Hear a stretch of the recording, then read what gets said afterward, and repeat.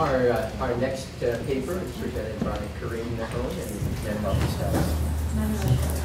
Pardon? He will start, so it's Manuel. Well, thank you.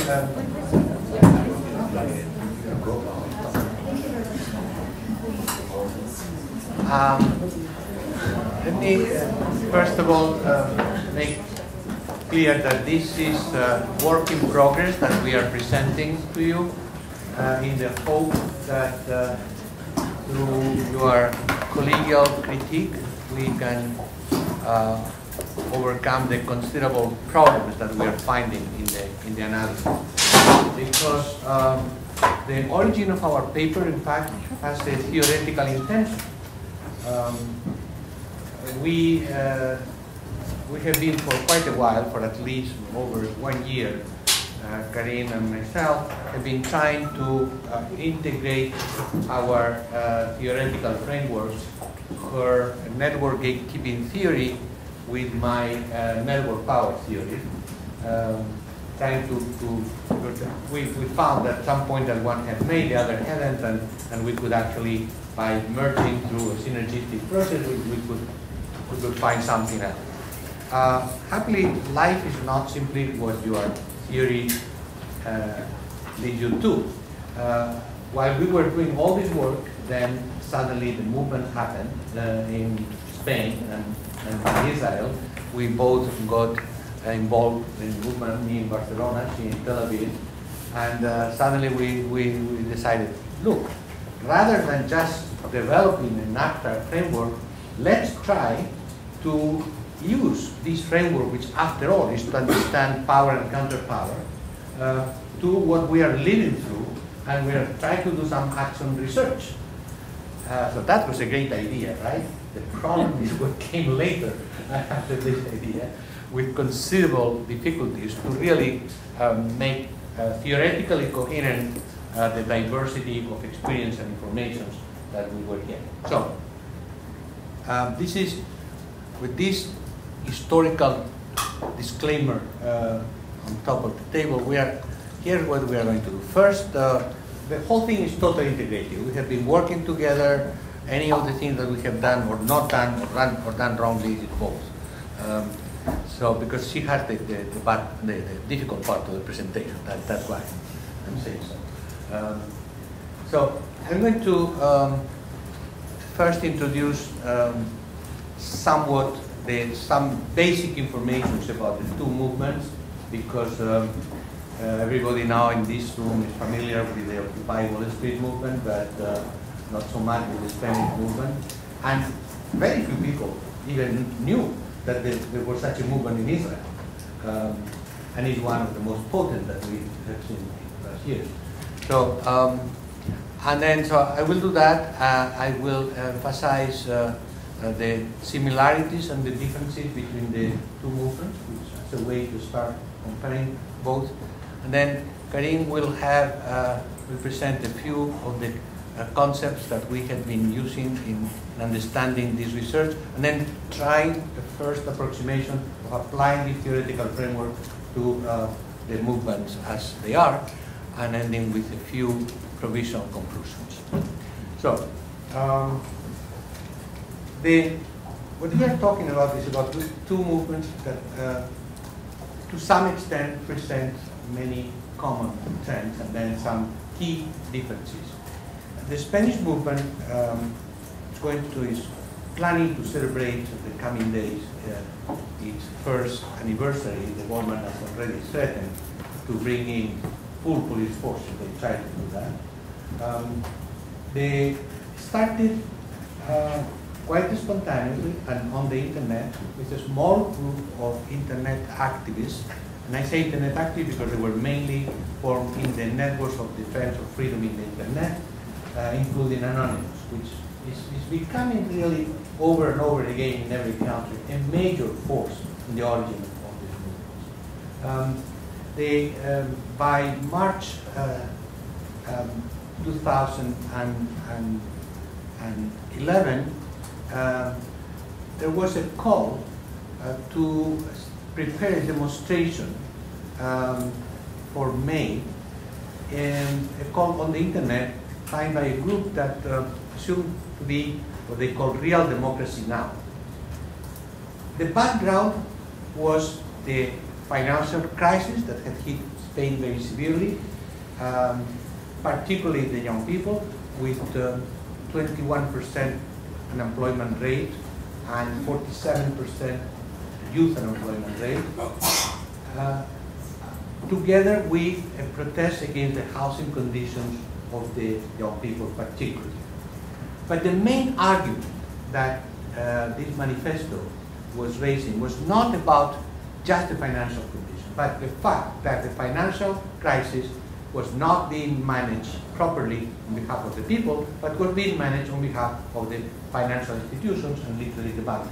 So the blame was put on politicians, on the government and the political system as such, on the lack of representativeness of the political elites, and the impossibility within the current structure of parties, political parties in democracy, to represent the interests of the people. So therefore, the movement was on democracy, even if it was prompted by a financial crisis, because the argument was, if we don't have the political tools to manage the crisis, whatever policies we come up with are useless, because in fact those in charge will be interested in defending the financial interest, not people's interest. That was their discourse.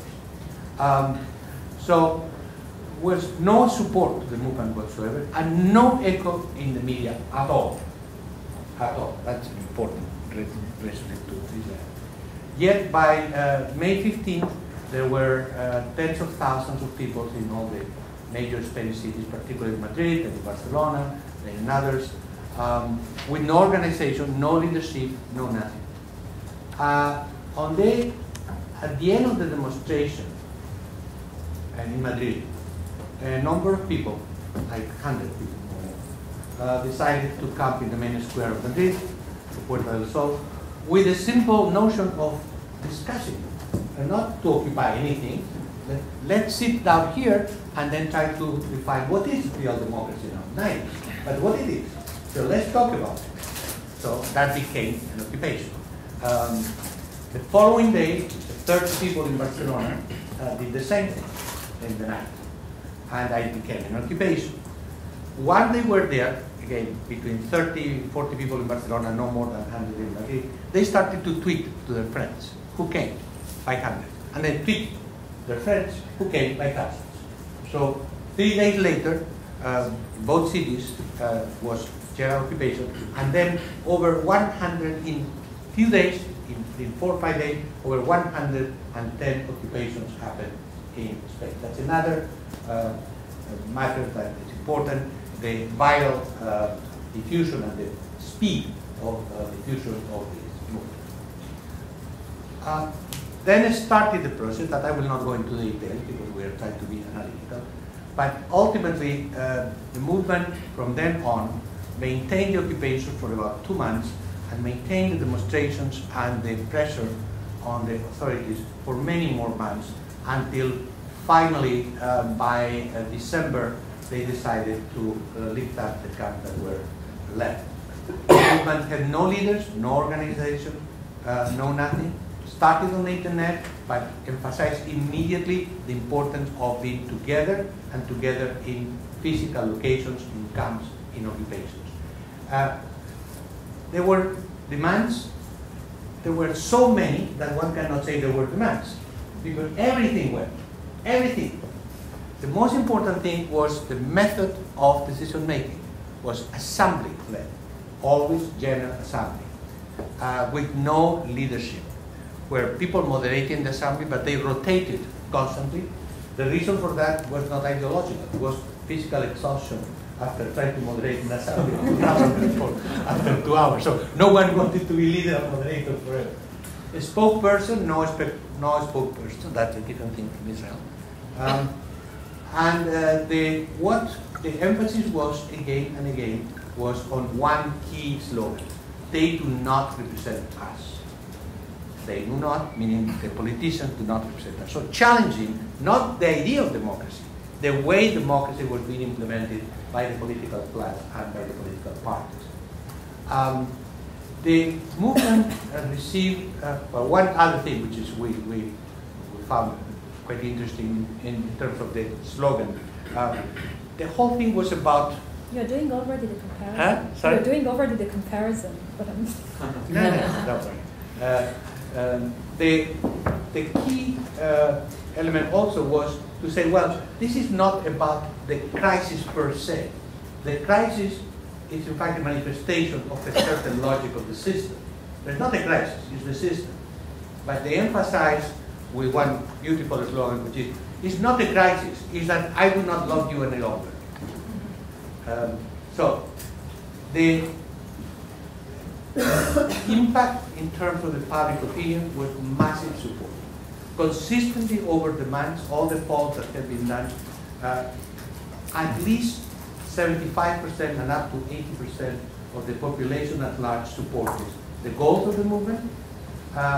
And they did not object to the occupation, unlike in the United States, by the way, where the polls object to the physical occupation, about 70% of the people.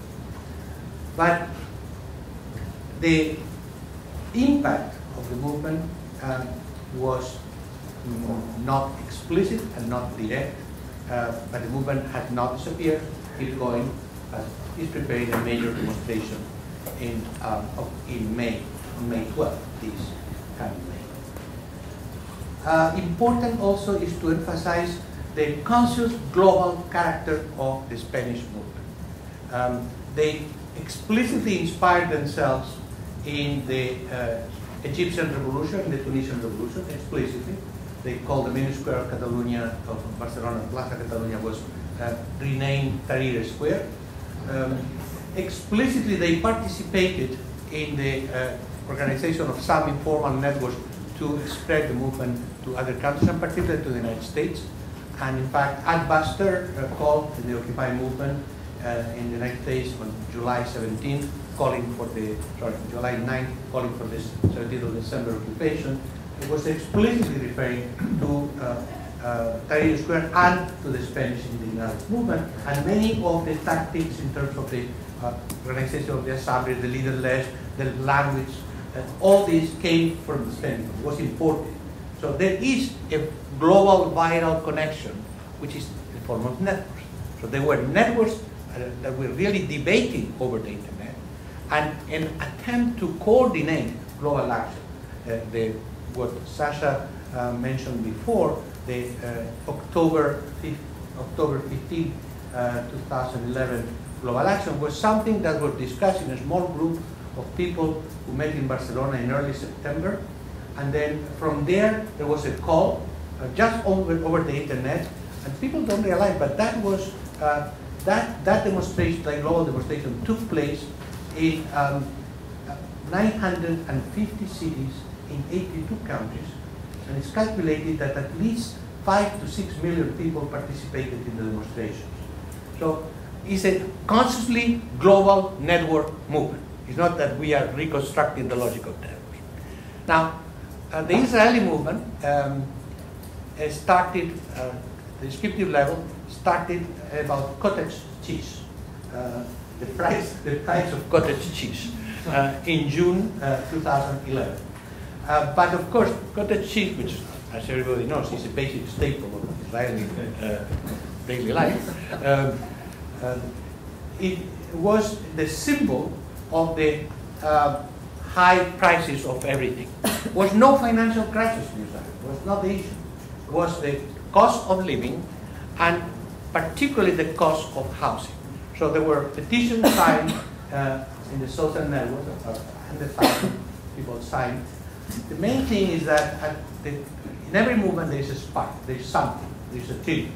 In the case of Israel, was a 25-year-old woman, Daphne Lee, who was evicted from her apartment because she couldn't pay anymore in July 2011, and then she called for a demonstration to protest the housing prices, the eviction, and more generally to protest the lack of responsiveness from the government to all these economic problems. Social justice. Sorry? Social justice. Is Exactly. The thing was social justice. Well, you will say the actual. On July 14th, she actually proposed to people to set up tents in Tel Aviv. So people came, set up tents, and from there the movement started. There was August 6th, the movement had expanded to the entire country, and there were 350,000 people demonstrating in the streets of Israeli cities. At that point, and that's important at the level of description, the Israeli government, the Netanyahu government, reacted, unlike the Israeli government, reacted, and appointed a commission led by Professor Manuel Trachtenberg, who started negotiation on all the demands of the movement. It was not an easy thing because the movement was leaderless, assembly-led, commission-led, and did not recognize the government. And therefore, there were some informal negotiations, not directly between the movement that had no leader, but the movement appointed its own expert committee that were then meeting with the Trachtenberg Commission, and it lasted over several months. The movement continued well into 2011, and in fact, the largest demonstration took place in October, if I remember well. September. And it's at the 26th of September, right? 3rd of September. Huh? 3rd of September is the one. The early one, because there was another one in the 26th. So, and 3rd of September was even the largest, much larger demonstration. After what, the government seriously entered negotiations and led to a number of significant changes in Israeli policy and concessions to the demands of the movement, even if the movement still would not accept. So that's an interesting thing. The movement pushed for all these demands. The government reacted and agreed with some of the demands. The movement still kept not recognizing the government and not recognizing the institutions, but actually it succeeded in obtaining significant changes in the policy. Key similarities and differences between the two movements. There was, in both cases, with the spontaneous, no leaders, no organization other than the organization in the occupations. In both cases, the internet played a major role, and there were social networks in the internet being transformed into occupations and maintaining the social networks at the same time. The usual social network sites were used, although also in the occupation some new local networks were devised and connected under using new technologies. In both cases. The key differences, there are substantial differences between the two movements. The key differences come in the fact that what we call the gatekeepers open up relatively, in the case of Israel, closed down completely in the case of Spain. Media were reporting and were to some extent engaging in a dialogue in Israel, not in Spain. In Spain, they ignored the movement first, misreported later, and vilified later. Was directly hostile. The political system in Israel reacted in terms of trying to negotiate. Even the government tried to negotiate. The police was very restrained in Israel. In Spain, both the socialist government and then the conservative government that came later, both had been directly hostile to them. The latest news are quite complicated because they are trying to equate violent demonstration to acts of terrorism and punished about by 20 years jail. So this is a very clear difference. And these were similar socialist and conservative. There was no difference in that sense. But in Israel was an opening. The judiciary, very important. The judiciary in Israel was protective of the movement. The judiciary in Spain was directly hostile, and they had participated actively in initiating judicial procedures against occupiers. So we have one case in which the similarities in the movement are striking. It's more or less the same kind of movement, the same form, but the response from the gatekeepers and from the different power centers are very different. and then we have the opportunity to see how this affects the outcomes. And that's what Karine is going to explain. Okay. Okay, so first of all, before starting, we had basically, to give you a little bit of two very short Not to be undue by such. videos. One is of the Occupy. One of the is of the movement in Madrid. Which is called the Indignants, by the way. The Indignant movement is not Occupy.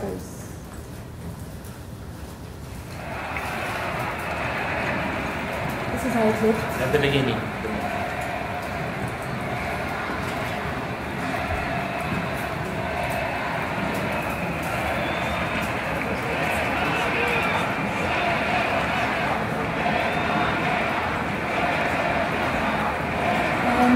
Second one is actually something that I took myself in What one of was the. that first one? Sorry. The first one was the Indignados in Madrid, in Spain, and the second one is how it looked basically in Tel Aviv, in the first protest that was pretty massive. You mentioned the police. The interesting thing about the police is that in that protest that had 350,000 protesters, and we're talking about a population of 7.5 million. So you have to understand that this is massive numbers.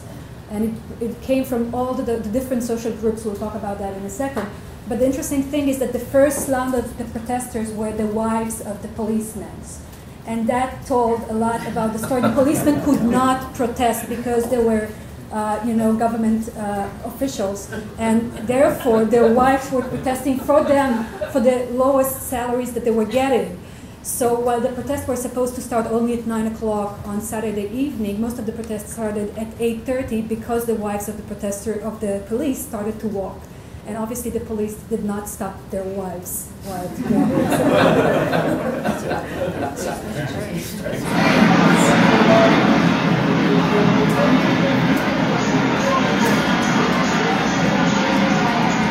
And what you can see is the different banners are different groups. So it's really, we saw something that we'd not seen before. It was a political movement, but not political in the sense that they wanted to change the politics. It was a party. It did not belong to any party in Israel. So you saw different groups from right and from left.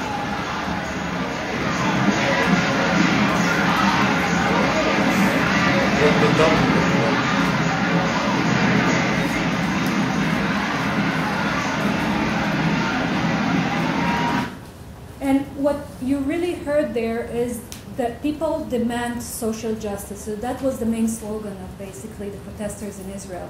And when you're trying to kind of decompose the word social justice, it's a little bit complicated. As Manuel said, they were requesting everything. From requesting everything, you demand nothing. But we'll discuss that in a second.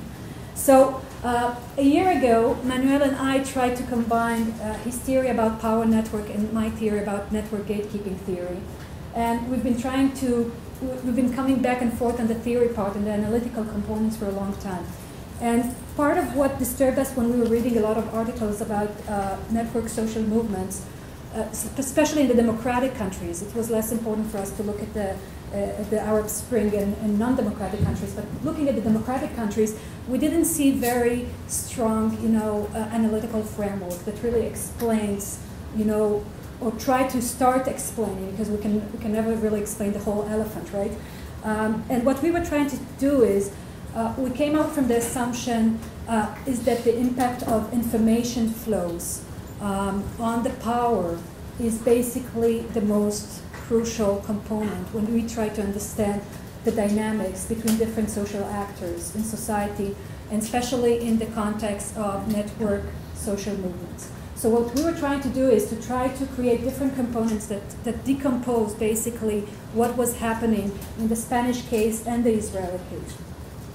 So what I'm going to do first I'm going to talk about the different components in a very high level, in the more general kind of sense of it, and then I will probably apply it to the network social movement in Spain and in Israel. We got lucky because we got a lot of data from the Israeli movement. So we've got actually the data from the Israeli formal channels of the protesters, from the government, and from more populated, the population kind of like information that we can analyze. So I'll show a little bit of visualization about that. We're just at the beginning of analyzing those things, so any kind of comment would be very appreciated.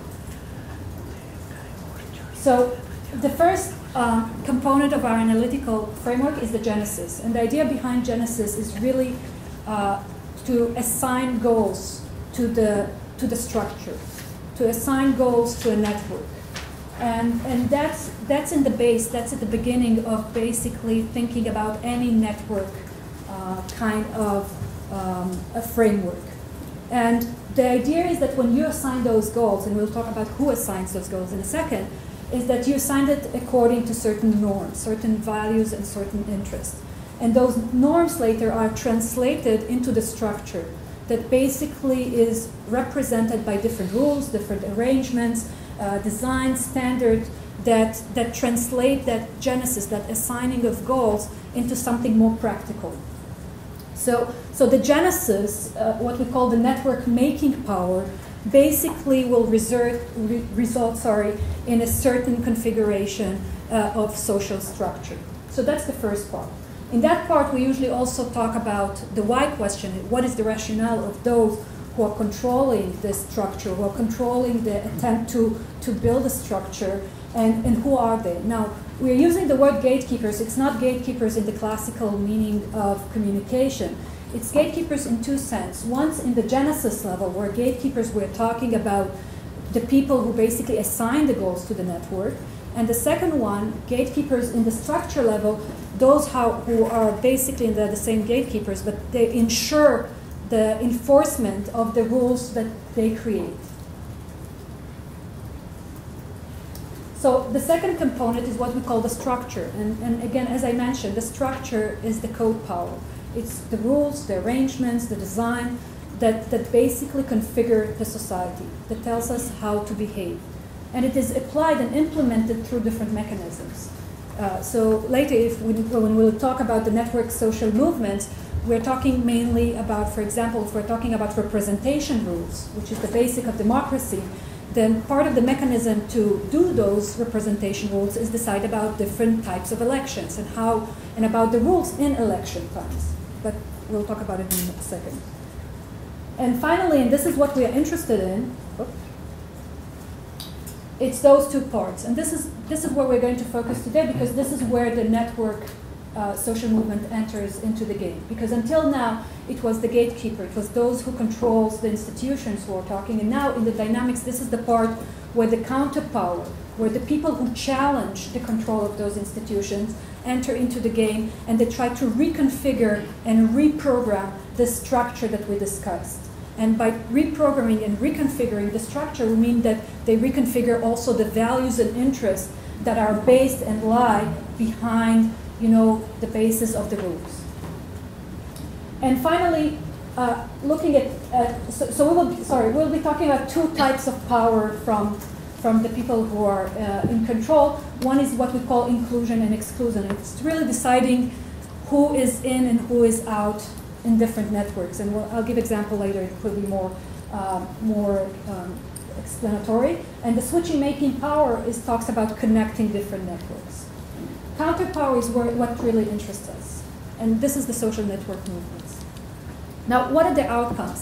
When we were kind of comparing the Spanish and the Israeli thing, we were first thinking, wait a minute, the real difference between Israel and Spain is that in Israel, it really resulted in a change, in the change in the institutions. And that change was what we call institution making, because eventually it changed some way of how the structure is being implemented.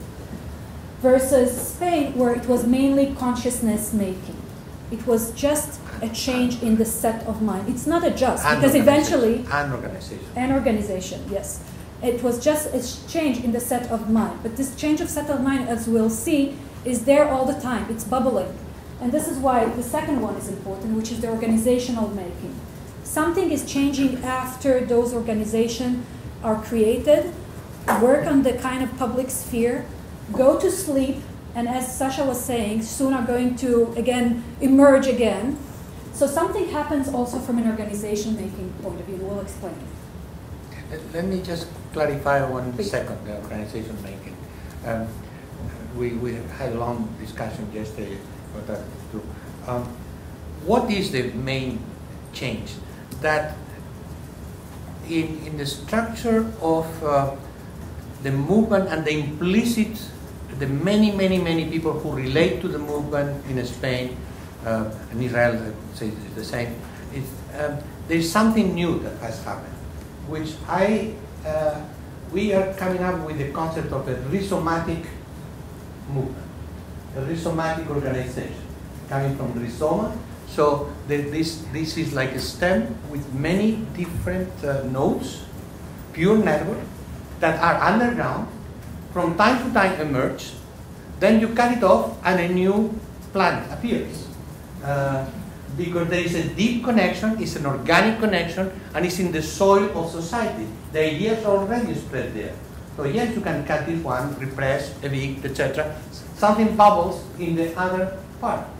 And having constituted through consciousness making the fertile ground for this kind of very special organization, meaning leaderless, no-spoke people, able to regenerate itself all the time as long as the fundamental causes of the movement are there, we are proposing the concept of a rhizomatic organization. A rhizomatic, which by definition is network. A rhizome is a network. So let's apply it now to this analytical framework to the network social movements.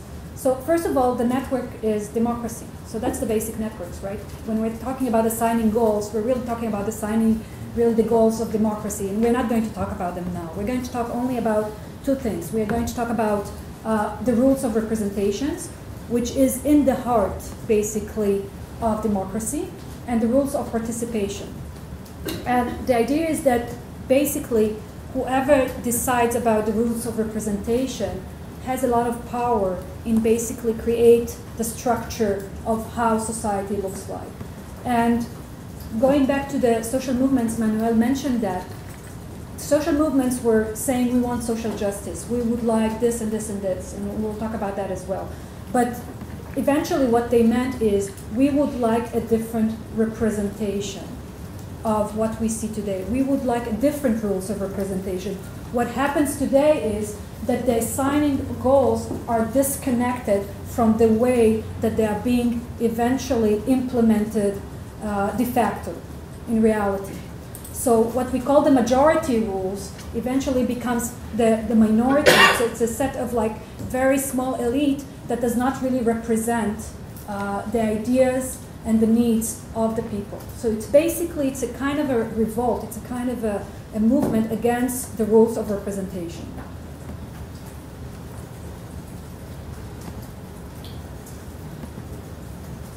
Did I go back?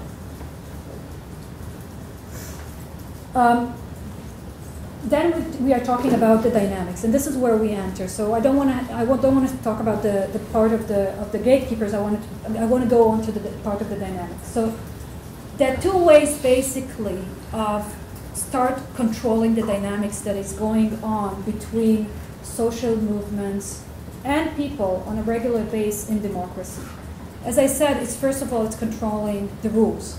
And controlling the rules and then deciding different decision upon those rules. So questions like who do we decide who's a citizen and not a citizen?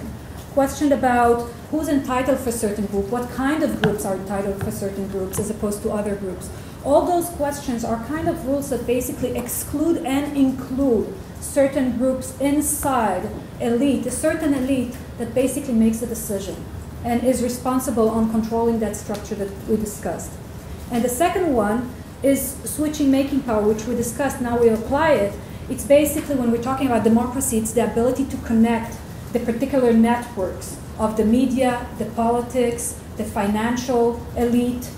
In the case of Israel, it's the security forces, all those important, and the business networks, all those networks together in order to maintain and protect those networks that were assigned before.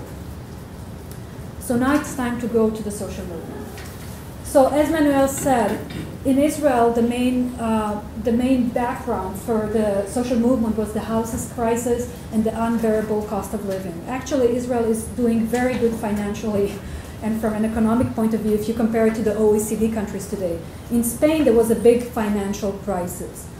The interesting thing is that the OECD has reported that to buy a 3 bedrooms in Israel, it cost 138 months of salaries, as opposed to 96, which is the average in the OECD. So it's not that people went to the street because they just like to be in the street. It was something behind that. What you see here is basically a report from the Ministry of Economic, and you can see that this is the prices of housing for the long term in Israel. This is where we're at now. And it's really, really problematic, especially for the young couples who are just now starting their life. If their parents don't have the money to pay them, there is no chance that they will be able to afford a small apartment.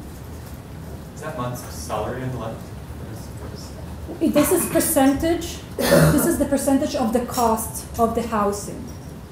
And this is the months. So they started measuring that in 1966. Is the increase in the exactly. housing. So now it's 300% the cost that existed in real terms from 1967.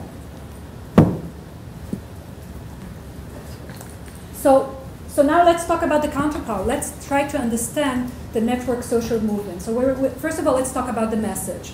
And the message was very, very, very the same in both cases. This is common. Yes, the message was basically there is a disconnect between power making, which is the goals of the democratic network, and the code power. It's how those goals are being achieved and represented. So, for example, let me give you an example of a disconnect. In Spain, minorities are not represented because of the rule of majority. Political matter. So that's the first thing. So we don't have democracy because government is captured by financial interests and personal interests. And the second one is the disconnect I mentioned. And then it was not really about the crisis itself, even in Israel. It was not really about the cottage cheese. It was not really about the housing cost. It was really about how the everyday life is being managed by the government regarding those issues. In terms of the goal, both wanted to change the political system. If you look at the different, and we are, and in the case of Israel, they want to achieve social justice. But the idea was to reprogram the political representation and participation that existed, to create something that is better, like a participatory democracy. And in Spain, it was more than that. They wanted to catch those who are responsible for the crisis, which is mainly the financial institutions who created this. As I said, there were no specific demands. Every possible demand. If you talk about the Spanish movement and the Israeli movement, they would all say it's vague. I mean, we don't know what we want. We can't really express our particular demands. But obviously, but here is the list exactly. of the 10,000 demands that we have.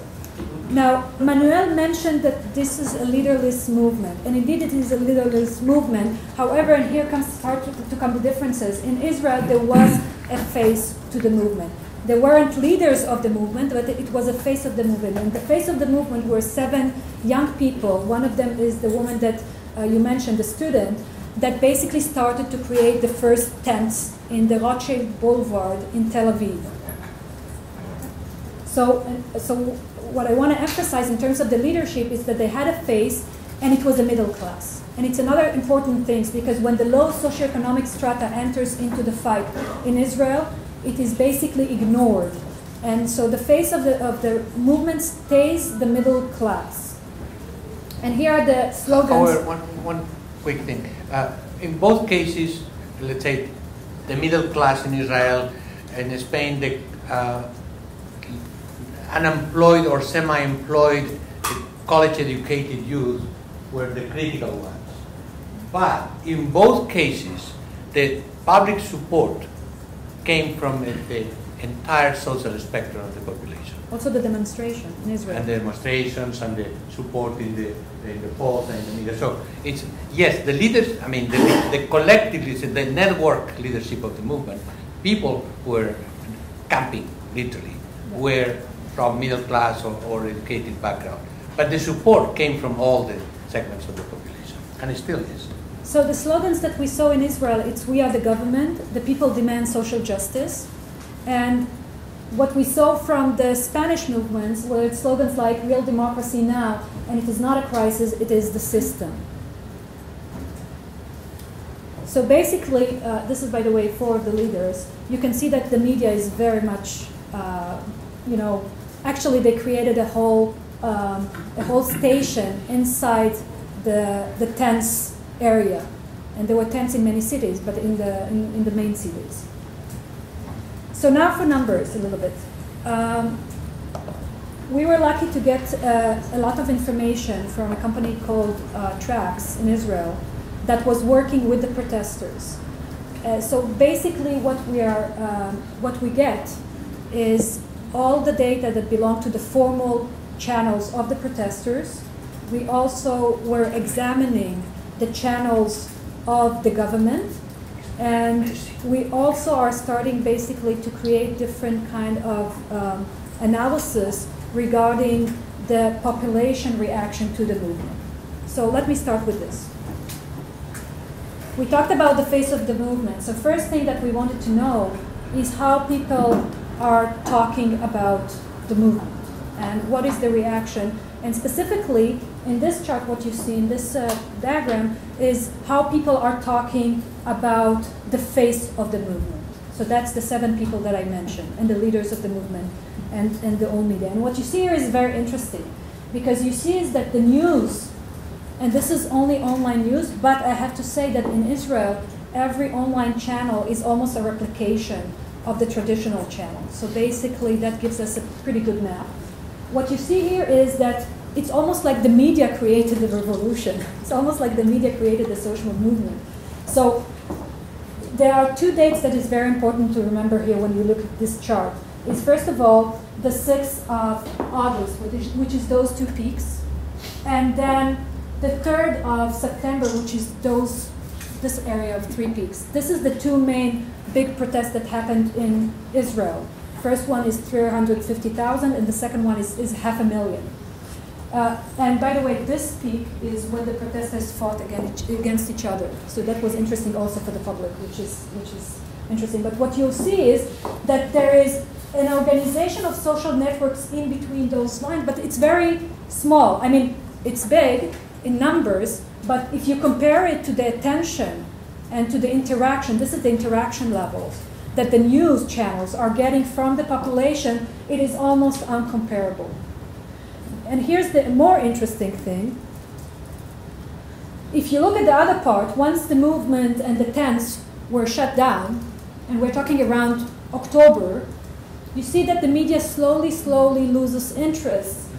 Around, we're talking about middle October, end of October, the results of the recommendation of the committee that the government has assigned decided and confirmed those recommendations.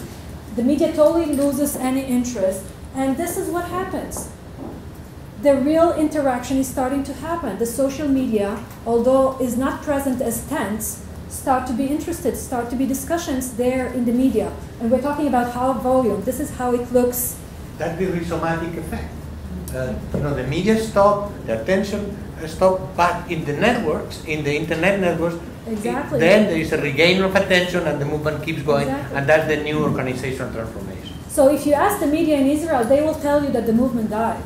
But if you really look what's happening, you would see that not only it's not dead, it is very, very much active. Now, what is the scale on the previous the slide scale as of compared to this it's one? interactions, and how I define interaction is basically every post that had at least a comment and a conversation But back. what was the, if you go back just for a minute to the previous slide, Yes. it's the same, okay? It's the same one. Okay. What I did is I wanted to show you Yeah. the first part of the protest, which is until the tents, got shut down, until now, and this is how it looks together. Because it's interesting, because it's much higher than what we had before in the news at the time of the peak. So could you describe an interaction in the news? I mean, how do you code that? Because you've got thousands. Yes, so we look basically at 3 types of, actually 4 types of interaction.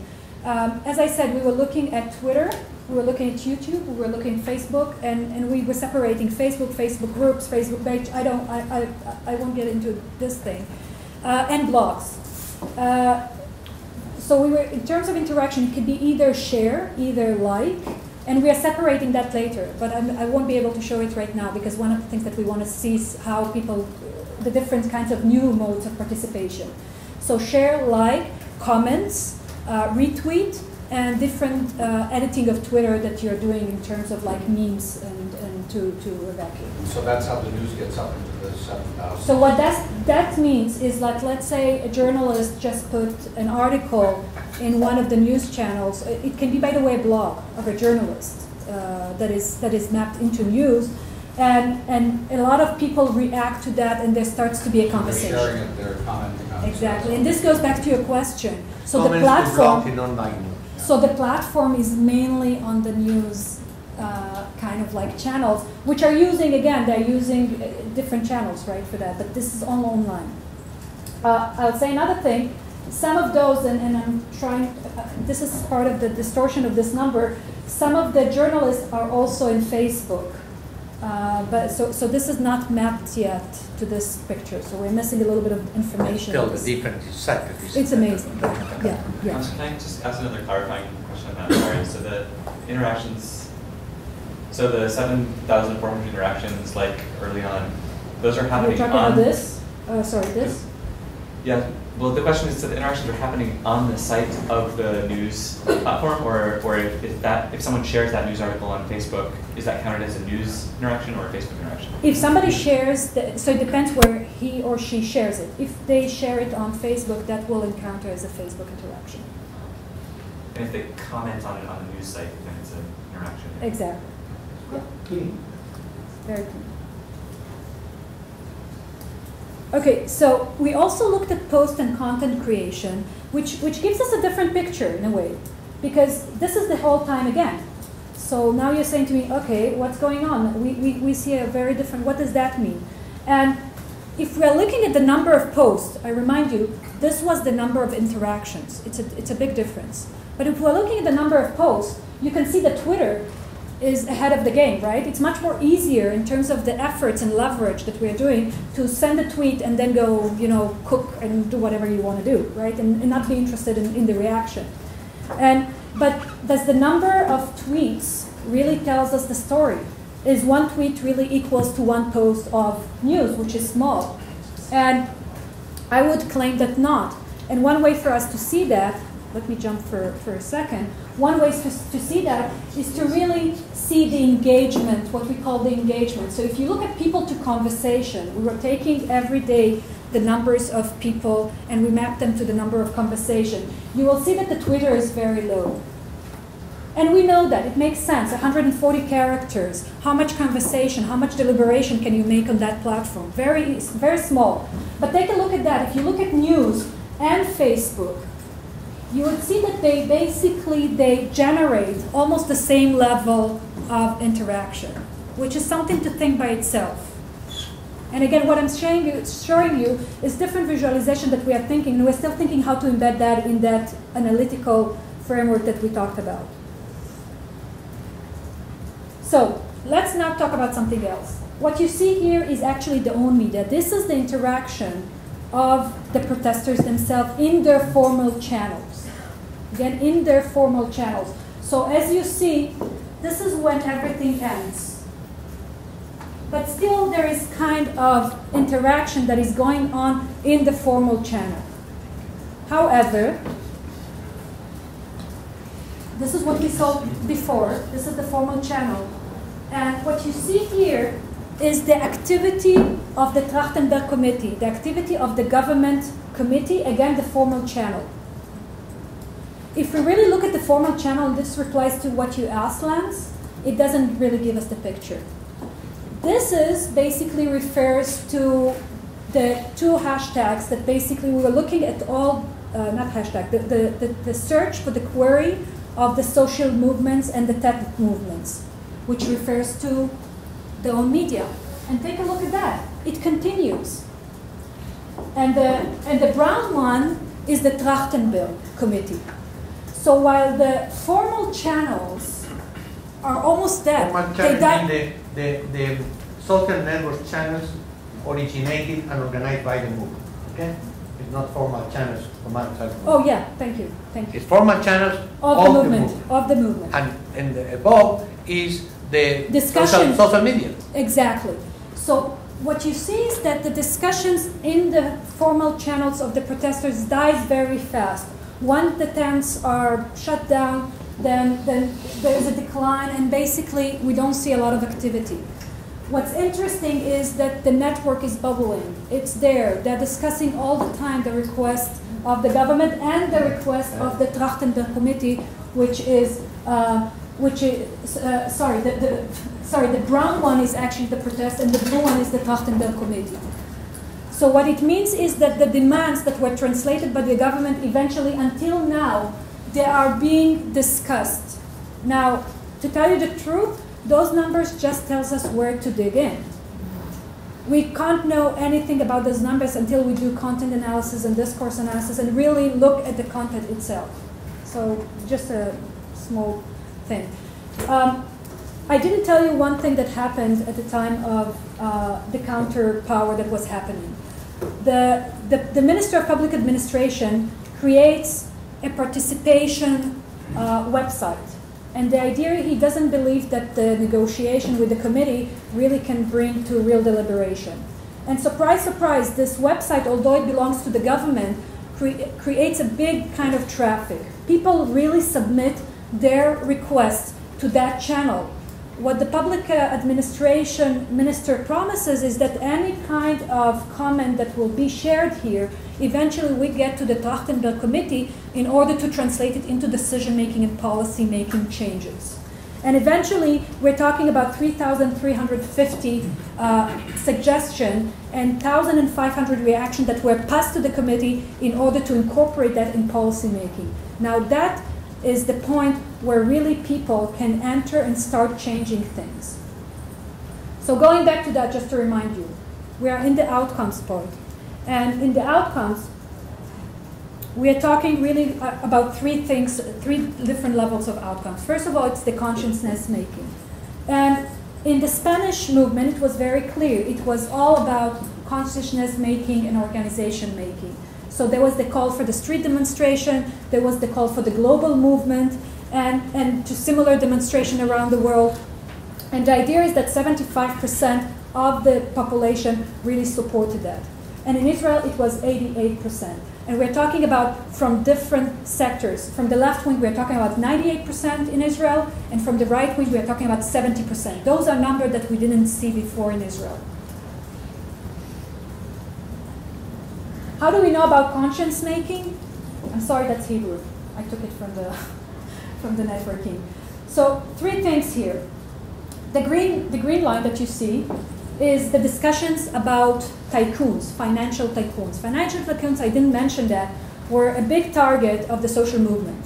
In both countries. In both countries. And take a look. It never ends, right? There is always, this is where they rose the gasoline cost. And the green one is about Bibi, the prime minister in Israel. Why it's important? Because at the beginning they were saying that the social movement basically targets Benjamin Netanyahu. But guess what? At the beginning, it's really low. They didn't really target that. That really proves that they're more about the basic of society in terms of democracy, like about representation, about participation, to change those things. Green is Bibi? No, the brown is Bibi. Green is tycoons. Okay. So that means that they are all talking about changing the basics of participation, entering more transparency, more accountability, that they don't see it, and more participation. And this one, surprise, surprise, this is basically the topic of social justice and protest together. It was all so low here at the protest, but take a look what happens now. So in Israel, when you discuss that, they think that at the time of the protest it was very high. But if we really compare the interactions, we see that now it's really happening beyond the surface.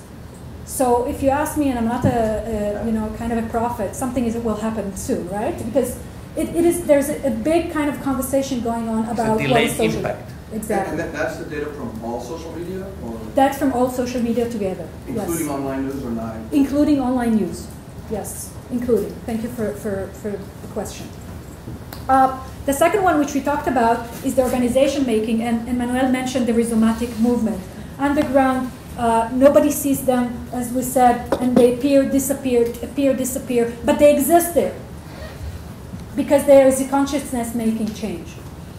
And finally, and this is the big difference, is the institution making. In Spain, there was none. In Israel, according to the Trachtenberg Committee, there were 5 main areas: housing, tax, social services, cost of living, fiscal policy, and macroeconomic recommendations to the government. And when I'm saying recommendations, I don't mean one paper. I'm talking about a huge report for each one of those sections, about a big structural reprogramming and restructuring in the way that the Israeli government is basically allocating resources and maintaining the rules of representation. So that's a big difference. So to conclude, I think I've talked too much. So the first thing is that we try to map the components of social movements and how they challenge institutions. And so the idea is really to see how the characteristics of social movements are playing a role with power and with networks together in the information flows. An important thing that we saw, and it was hard for me to illustrate that with my tools yet, but hopefully in the next session it will in few weeks, is that the network capacity of the movement basically help and increases the appeals of people joining the movement. And when I'm talking about the network capacity of the movement, I'm talking about really the openness of the movement. Even when a movement is on Facebook, it is open because people can join and not join. And we can discuss obviously the control of Facebook and the control of corporate thing, but the truth is, Sasha, you mentioned that in Israel, any open source failed because people are already on Facebook, people are already on Twitter. Why should they start doing new things? So if you want to reach out for the greater population, you mainly are looking at the main channels that are the most popular ones. But the important thing is what looks like open network like a weakness becomes a strength because people can join and leave at the same time. And another main thing that I want to emphasize is the idea of gatekeepers and movement. The difference between Spain and Israel is that in Israel, the big gatekeeper, the media, was also a big pusher and supporter of the whole movement. And when I'm saying a big supporter, just an example, all media channels kind of like advertising the demonstration on Saturday night and who's going to sing there, who's going to talk there, what are their main ideas, just come. So that's a big issue. And in Spain it was nothing. And not only nothing, actually it was hostile, which is a big difference. So the gatekeepers are an important fact. Actually, so the gatekeepers in Israel opened the gate, and the gatekeepers in Spain closed the gate. Although they closed the gate, still the flow of information of social networks allows them to change something in the consciousness making. Did I miss anything? Except like showing exactly. So the media, which I showed you before, and what you see here is a short movie that shows the information flows between the tweets at the 31 days of the revolution in Spain. I'm going to show you the beginning and then jump to the day where... This is really to illustrate one thing.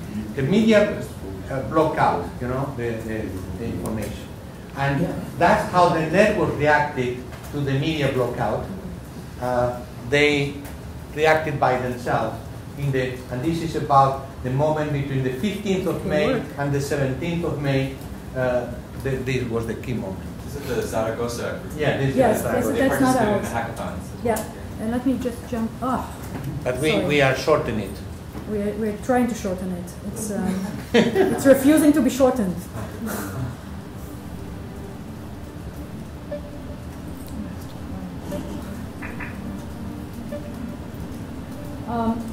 I want to show two things. First is the beginning, and then jump to the day of the protest. First, I just don't want to jump because I don't. That's the very beginning, early May. Okay, so the source was Madrid. 26th of April. Is the geolocation of the tweet soonest based on the location of the hashtag or the user's location? No, they're using the hashtags. Yeah. Hashtag. So they assign the hashtag to a location based on that. Yeah, and we know, I'm actually a member of the social media lab at the University of Washington. We are collecting tweets from Occupy, and we know that basically geolocation is around like 2% from the occupies. So it doesn't really. In general, in the network, it's 1.5%. Okay, so I was close. This is what we get from. Where are we? We are in 5th of May. Let's jump. I want to jump to 15th of May, if it will allow me. All right. So now we're starting to see basically the day of the demonstration. This is the beginning. Get the day today begins. So if it's going between locations, it means that the actual tweet contains the hashtags that's geotagged to both locations. Is that correct? Yes. And that's Yes, the 15th of May is the demonstration. And that's the demonstration. Now, this is a very interesting thing because in Israel you could not do such a thing because the day of the demonstration, all the internet fell down on the areas of the demonstration. It was such an overload. People were tweeting, were posting things on Facebook. All the ISPs just collapsed in the two big demonstrations. That was the moment of explosion of the movement after the first day of demonstration. Then it went on.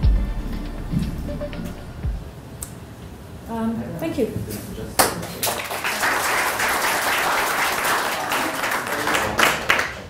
Can I start off with a clarification? I'm come from social movement theory for those who don't know me, and I'm Mario Diani. And I would like to clarify the argument that I think you made, Manuel, at the beginning, that there are no adequate models to map this kind of phenomena. I don't know, maybe in communication theory, I just would like a clarification. Because on a first impression, I think that guys who study social movement have come up with some ideas which are very useful for the kind of work you're doing. For example, in terms of the impact of the movement, what Manuel said and the gatekeeper sounds to me standard political process theory, honestly.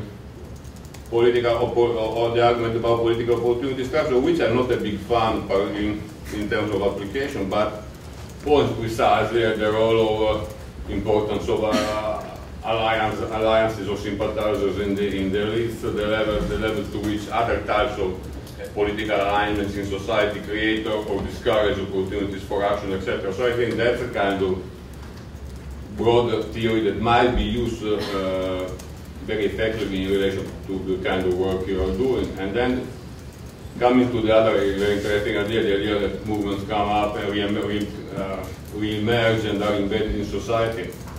It reminded me when I was very young, we were working with Alberto Melucci in Italy in the late 70s, early 1980s, and mapping the end of the Leninist model of social movement. And Melucci, I mean, I'm not taking credit for that. Anyway, Melucci came out with this, the idea, what we noted was the tension between phases of visibility where people interested in a certain cause actually collect a phase what Melucci called the latency, namely in which basically the actors keep going on operating in submerged networks, and of course it was not this type of network. So it was the network created by people being involved in taking part in subcultural milieus, going to the same kind of bookshops or even restaurants or whatever, meeting up each other, sharing ideas. At the time was a time of feminism, self-consciousness groups, or all sorts of phenomena.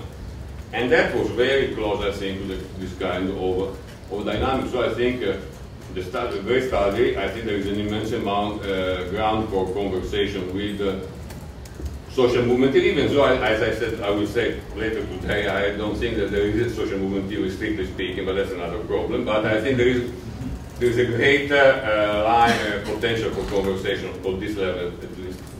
Well, frankly, sorry for not expressing ourselves clearly, but we never pretended that we're inventing the theory of social movements. We are fully aware of the whole tradition of social movement, and I have spent my life studying them and using all kinds of theory. What we just simply said is that in these particular network social movements of the year 2011 that are a number of very new, interesting characteristics linked basically to the expansion of internet networks and wireless communication networks. There is a lot of descriptive work, but until now has been little effort to theorize analytically those movements, not social movements in history. Yeah, I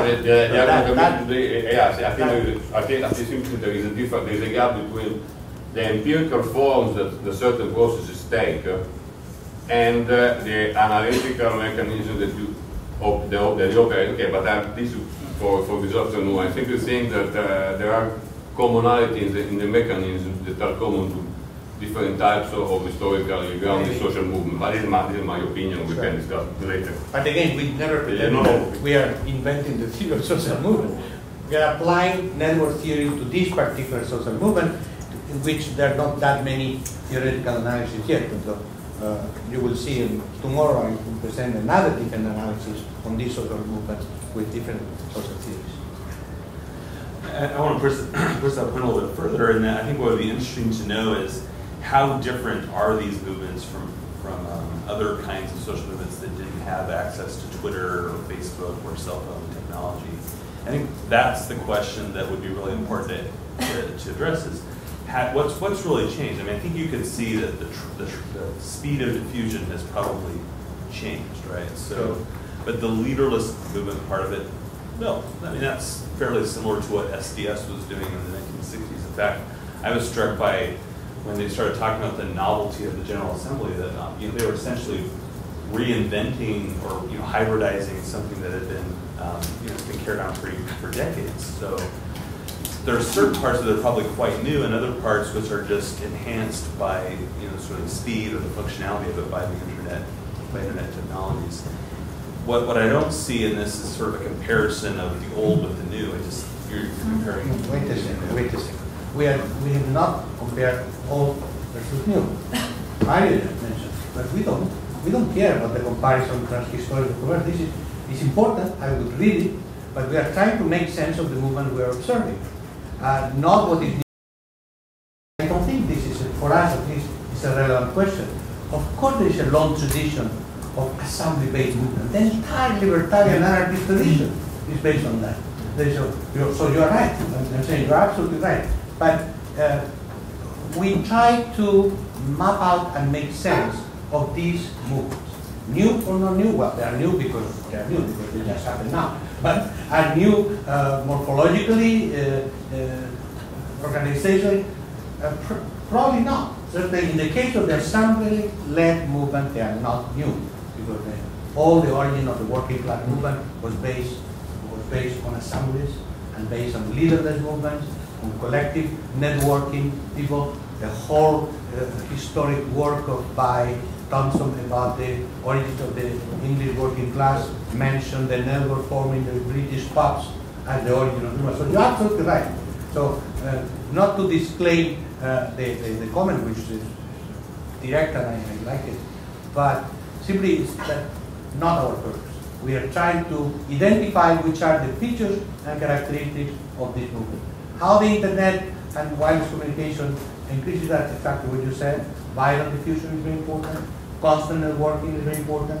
The fact that there is no central control and command diminishes the likelihood of repression.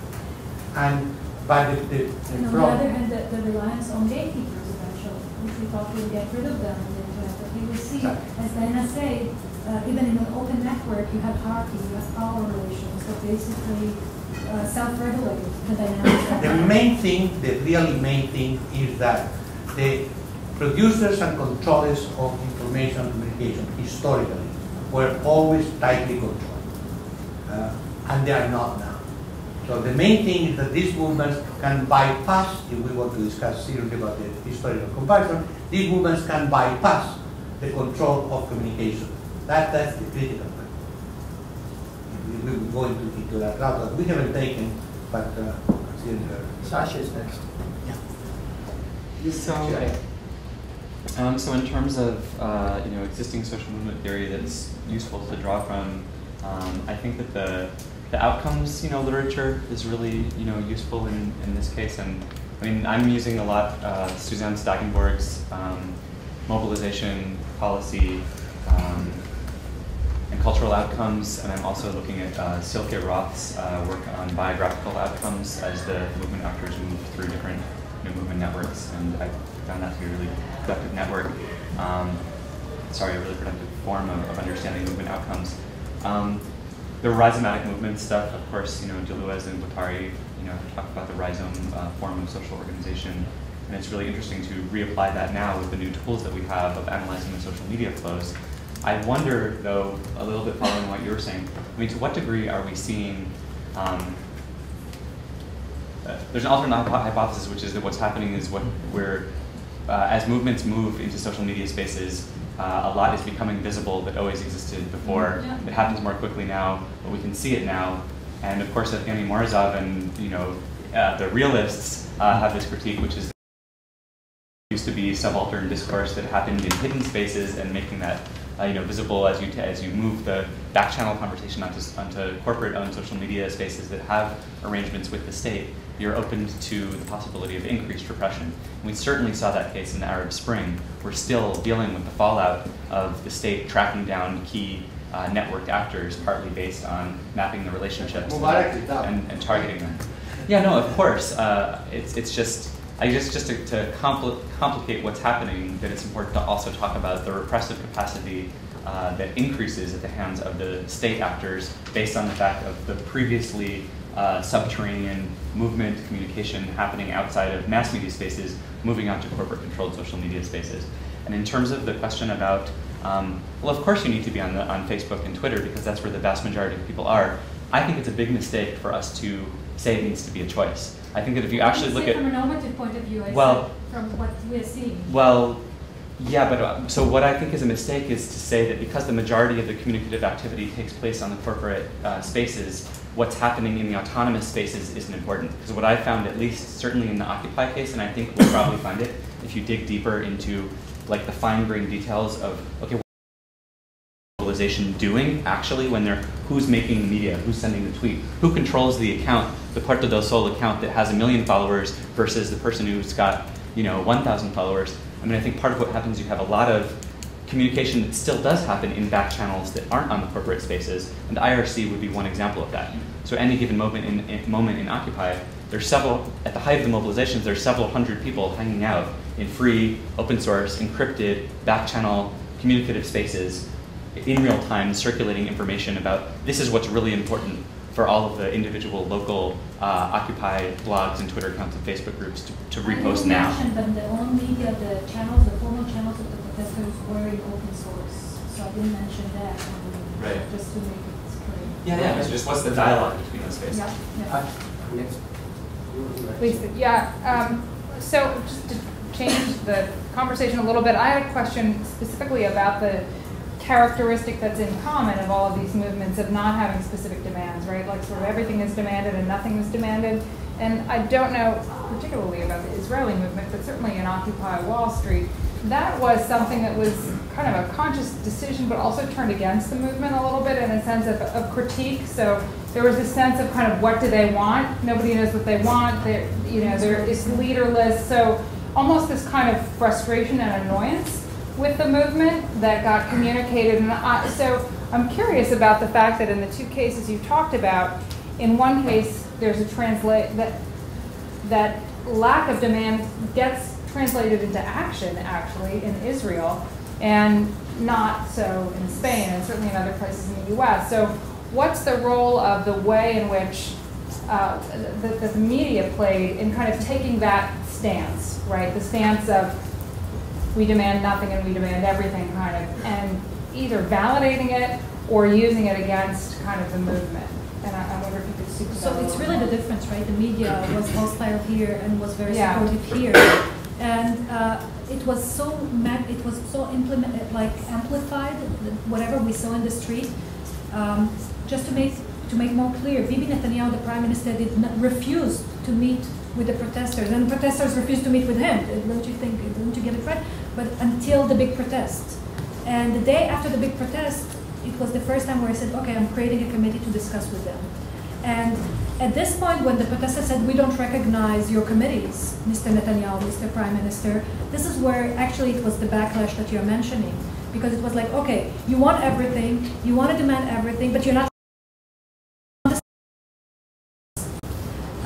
So there was also a backlash against the movement itself from the population, which forced actually the protesters to sit down and start discussing. Now they did that in different ways, but eventually that forced them. And that created for the channel that changed the policymakers' procedure. If the government is not ready to start negotiation, then how are you going to change, except a revolution, the formal way the decision-making and structure of democracy is being handled? Okay, so Nash, then Galen, then Michael, and if we have time in the back, and Cynthia. So this is fascinating to see, you know, to see a narrative. Let me make sure I understand and then a question. So if I understood correctly, after that particular game, I think it was in August or something, where the formal channels were pretty much silenced, and everything came into the informal, right? That sort of is switch. October, yeah. I'm sorry, October, right? I had In the difficulty summer- because in the your summer- month and date are the Yeah, European it's style, sorry, not the it's American European. style. So my question was, so you see that something must have happened and everyone switched away from the formal into the general social media, as you said. Is there a way to go back and see whether there was some social media activity before that precipitated into the formal? Yeah, we have all the data. I mean, we can definitely. Because I think it would be interesting to see. I mean, we've talked about this as something that came as a result of this, but I wonder if there was something that was bubbling in the social media that then at some point decided to switch into the formal channels to see if that. So one of the things I hear in your language, which I'm curious about, is that in some ways you're talking about particular actor types and their roles as very ascribed narratives, the media, the politicians, these sort of things. On the other hand, you used an anecdote that I thought was delightful about when the marches began and the front wave was the wives of the police. And so one of the things that I'm wondering with this is where we start to see these slippages between roles and these unexpected connections between actor types. And the reason I said this, you know, one of the things we found pretty actively was that journalists had a certain role when they were playing out as newspaper reporters and a different role when they were tweeting. And I think you see these other roles of, you know, when they are both activists and they happen to be government officials. And so I'm curious, as you're starting to map this out and theorize it, how you can handle some of that slippage between roles as a way of complicating what's going on. Because I think that the influence and power that you're identifying is not so heavily ascribed to those roles, but these underlying networks that actually totally blur them. Totally agree with you. The fuzziness of basically the roles is fascinating. As you mentioned, the journalist example is great because it happened again and again in Israel. Journalists were taking a personal stance in their blogs, and where, in the journal kind of paper, it was something else. It's a good question. We'll have to.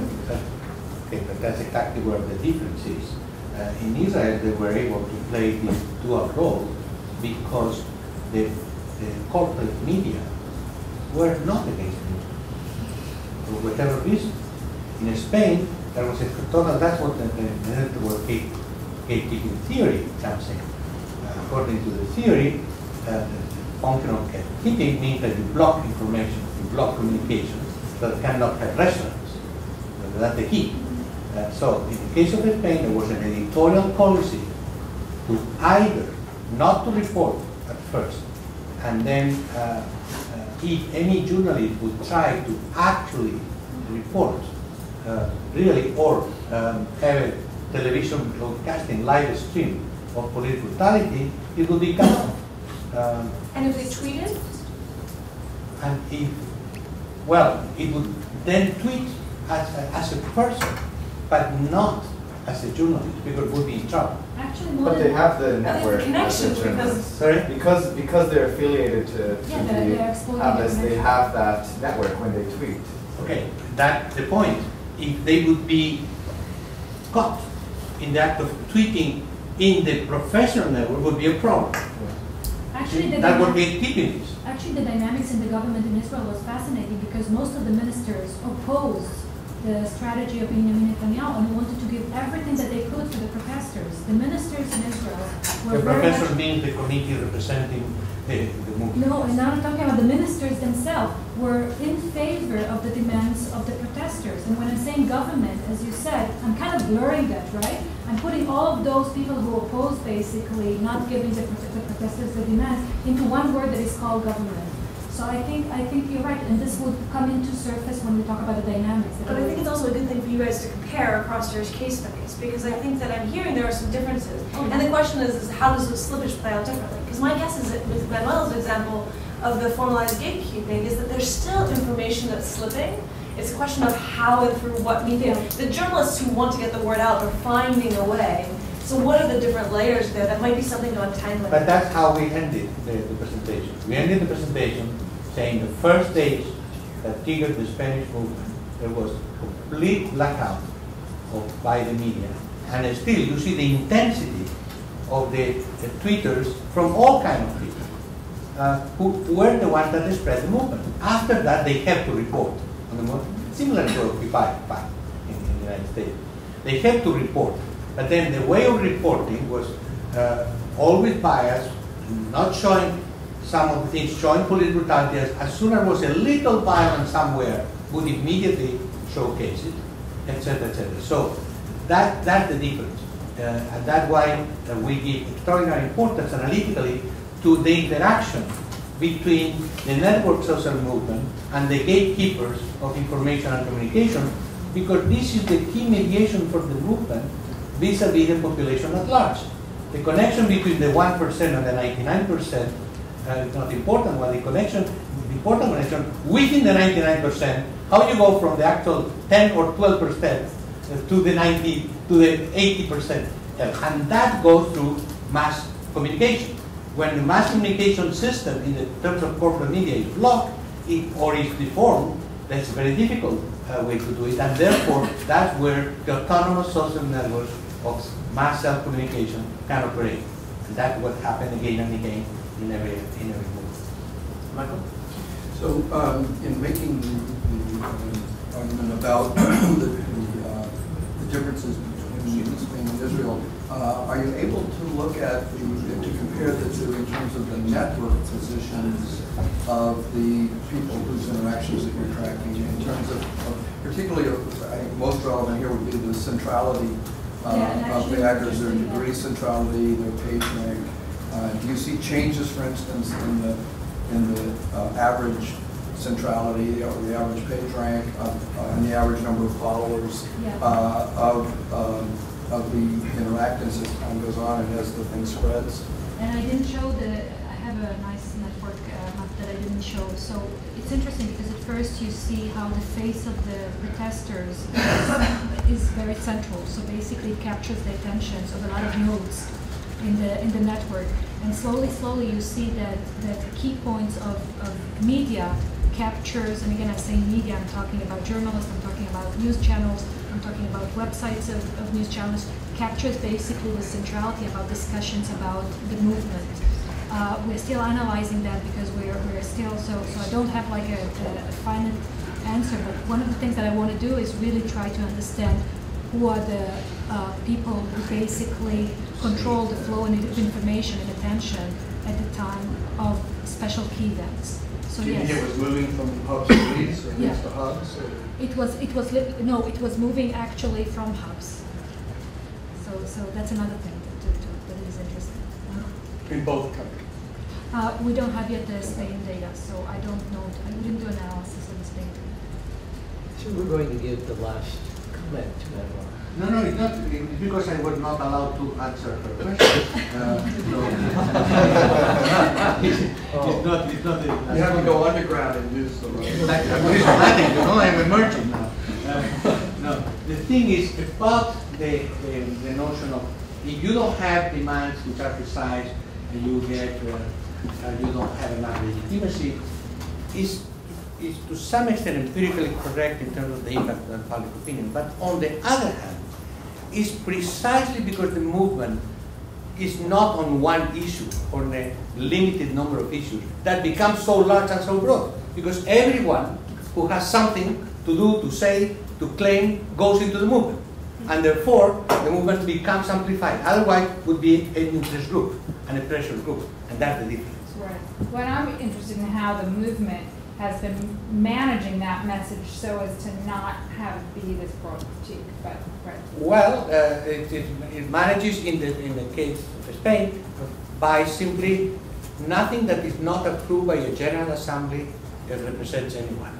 Okay, but actually, to be empirically honest, last week started a big crisis in the Spanish movement because some people saying, well, we don't care, we are going to create an association called Real Democracy Now! With a program. And the reaction has been, on the one hand, many people have been criticizing them, but the massive reaction has been, you know what, everybody does whatever he or she wants. So no problem, you create an association, we don't, there's an assembly here, and all this is the movement.